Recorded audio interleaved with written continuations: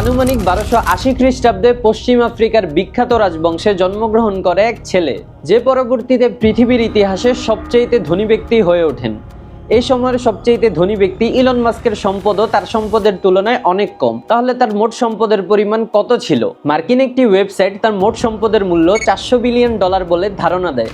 তবে অর্থনীতির ইতিহাসবিদরা একমত যে সংখ্যা দিয়ে তার সম্পদের সঠিক পরিমাণ করা প্রায় অসম্ভব। তিনি তৎকালীন মালি সাম্রাজ্যের সম্রাট ছিলেন। ধর্মীয়ভাবে তিনি ছিলেন একজন মুসলিম। তার শাসনামলে তিনি 60,000 মানুষকে সঙ্গে নিয়ে পৃথিবীর ইতিহাসের সবচেয়ে বড় হজযাত্রা করেন। তাদের সঙ্গে 80 থেকে 100টি উট ছিল। প্রতিটি উট 140 কেজি স্বর্ণের পাউডার বহন করছিল।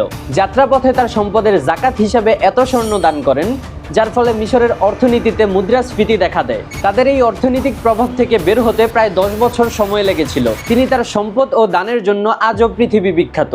তিনি হলেন মানসা মুসা।